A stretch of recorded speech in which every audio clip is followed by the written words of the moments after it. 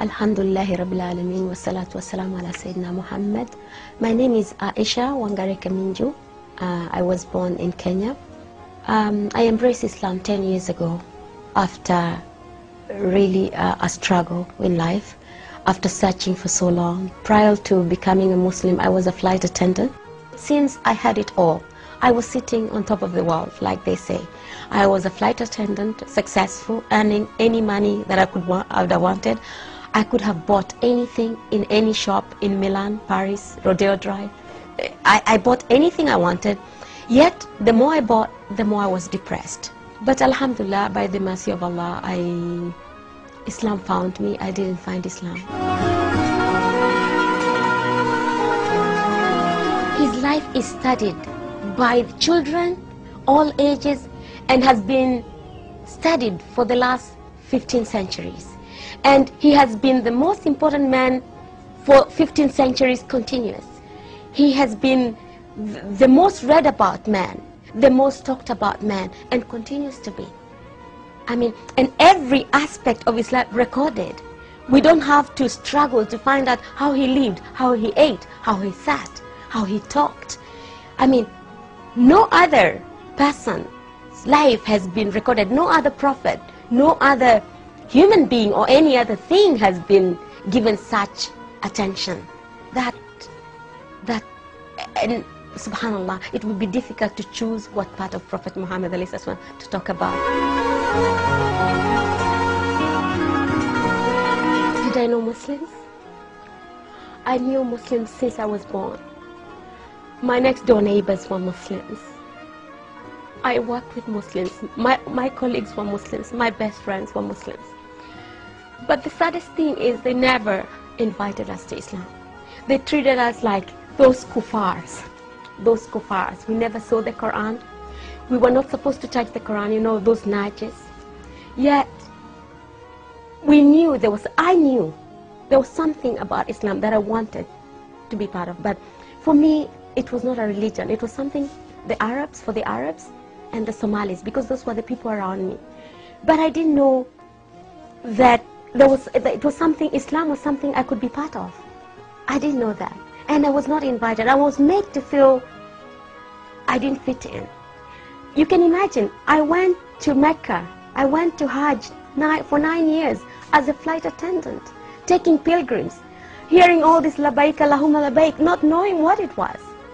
But alhamdulillah, maybe Allah had not meant for me to be a Muslim then, because probably I wouldn't have found the taste I have that now, what I know now that Islam is. But it's very sad that Muslims can have this treasure of Islam and not pass it on.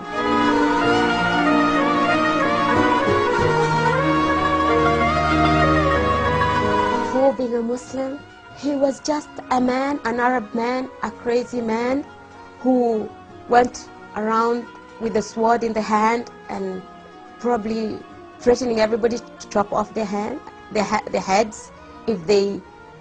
I didn't even know what, because he was not introduced to me. He was not introduced. So I can't really say I knew Muhammad. The only thing I knew about Muhammad, we had to know this thing about 622 and the Hijrah to pass our exams. After Islam, what else can I say? Sometimes I can't wait for death to come, because this is what separates me, inshallah, from seeing him in reality. What can I say about the man who Allah subhanahu wa ta'ala chose to be the carrier of his last message, the mercy of humankind? What can I say about Prophet Muhammad? I don't possess those words.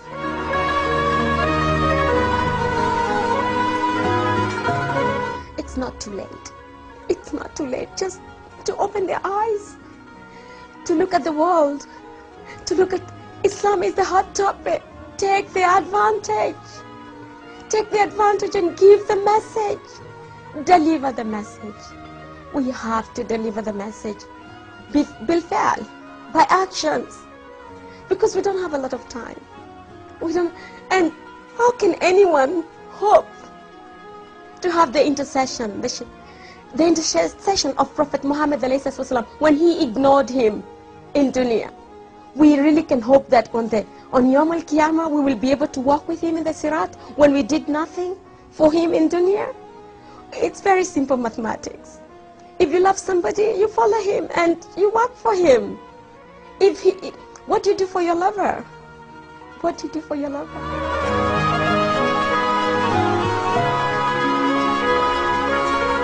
If I didn't die or faint and die, I'll tell him not to be sad. Not to be sad that the Muslims are in such deep sleep, in such deep slumber, did not understand him, and to make dua for us, the Muslims, to wake up and understand the message and work for it, and emulate him, and give the message to the world, and just let everybody know who this man is. I would ask him to make lots of dua for us, and ask Allah subhanahu wa ta'ala to wake us up from our ghafla with mercy, not with a big bang, before there's no other time, before the end comes. I would ask him to make lots of du'as for us. Ashhadu an la ilaha illallah wa ashhadu anna Muhammad abduhu wa rasuluh.